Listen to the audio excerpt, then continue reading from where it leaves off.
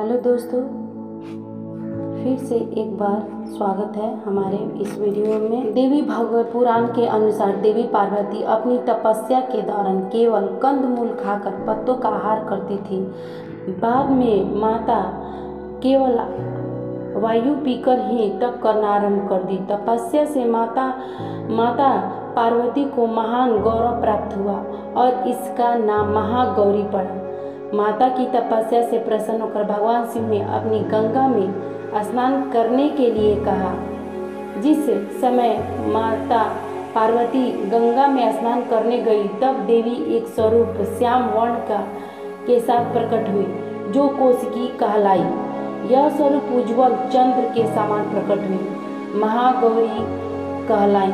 माँ गौरी अपने हर भक्तों का कल्याण करती है और उनके सभी समस्या से मुक्ति दिलाती है।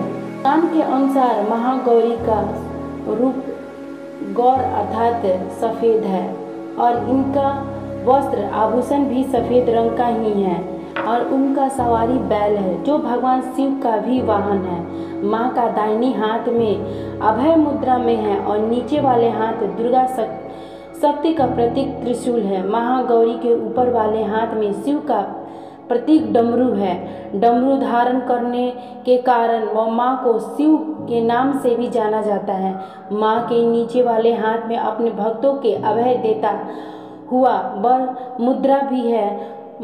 माँ शांत मुद्रा में दृष्टिगत हैं। देवी की इस रूप में प्रार्थना करते हुए देवी का ऋषिगण कहते हैं, सर्वमंगले मांगलेषु शिव शादिके शरण्ये अंबिके गौरी नारायणी नमस्तुते। माँ महागौरी अपने भक्तों के लिए अन्नपूर्णा स्वरूप हैं। यह वैभव, सुख, शांति अधिकृष्ट देवी हैं। सांसारिक रूप में इनका स्वरूप बहुत ही उज्जवल, कोमल तथा श्वेत वस्त्र धारी हुई हैं। देवी महागौरी के संगीत प्रिय हैं। इन दिनों कन्या पूजा का भी विधान है। कुछ लोग नवमी के दिन कन्या पूजा करते हैं, लेकिन अष्टमी के दिन कन्या पूजा करना श्रेष्ठ रहता है। कन्याओं की संख्या 9 हो तो अति उत्तम है, नहीं तो 2 कन्या भी साथ पूजा किया जा सकता है। अष्टमी तिथि के दिन नारियल का भोग लगाने की परंपरा है।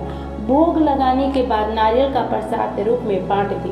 वही जो भक्त कन्या का पूजा करता है, वह हलवा, पूरी, सब्जी, काले चने का प्रसाद बनाकर उसे खिलाया जाता है। माँ की पूजा करते समय भक्तों को गुलाबी रंग का कपड़ा पहनाना चाहिए।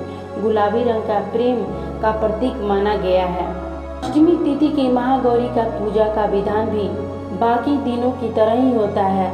सप्तमी तिथि को माता की पूजा की जाती है। उसी तरह अष्टमी तिथि की भी रात्रि की माँ की वैसे ही पूजा की जाती है और माँ को लाल चुनरी उड़ाया जाता है। सबसे पहले लकड़ी की चौकी पर लाल कपड़ा बिछाकर महागौरी की मूर्ति रखा जाता है।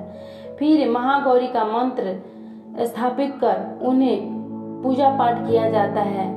माँ की क्रांति भक्तियों को सदैव प्रदान करने वाली मानी जाती है। हाथों में सफ़ेद फूल लेकर माँ का ध्यान करें, फूल अर्पित करें, विधिवत पूजा करें। महागौरी रात की रानी फूल बहुत ही प्रसन्न। दुर्गा अष्टमी का कथा के अनुसार 2 राक्षस शुभ निशुभ द्वारा देवताओं का संहार करने जाने के बाद देवलोक में आक्रमण कर दिया।